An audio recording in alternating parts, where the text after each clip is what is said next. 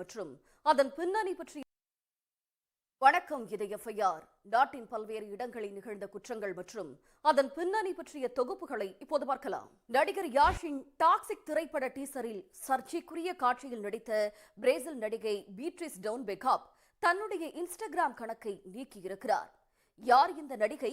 Insta கணக்கை நீக்கியது AI மூலமாக ஆபாச உள்ளடங்களை உருவாக்கி ஆன்லைன் துன்புறுத்தலில் ஈடுபட்டதாக பிரபல நடிகை அனசுயா பரத்வாஜ் பரபரப்பு புகார் கொடுத்திருக்கிறார். இன்ஃபுளுசர், யூடியூபர்கள் உள்ளிட்ட 42 பேர் மீது பாய்ந்த வழக்கின் பின்னணி மனைவி தாயை அடித்துக் கொன்று நரமாமிசம் சாப்பிட்ட இளைஞர் கைது செய்யப்பட்டுள்ளார்.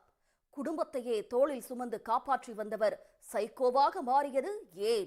போது கொடுத்த வாக்குறுதியை நிறைவேற்றுவதாக கூறி 500 தெருநாய்களை கொன்ற 5 பஞ்சாயத்து தலைவர் உட்பட 9 பேர் மீது வழக்கு பதிவு செய்யப்பட்டுள்ளது. உரைய வைக்கும் இந்த சம்பவம் அம்பலமானது எப்படி?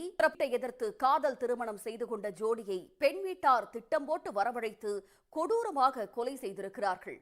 நெஞ்சை உறைய வைக்கும் இரட்டை கொலையின் பின்னணி என்ன? காதலியை ஏற்காட்டுக்கு இன்ப சுற்றுலா அழைத்து சென்று கழுத்தை நெரித்துக் கொன்ற தருமபுரி காதலன் கைது செய்யப்பட்டுள்ளார். இன்ஸ்டாகிராம் மூலமாக ஏற்பட்ட பழக்கம் கொலையில் முடிந்ததன் எஃப்ஐஆர் நிறைவு பெறுகிறது. நன்றி, வணக்கம்.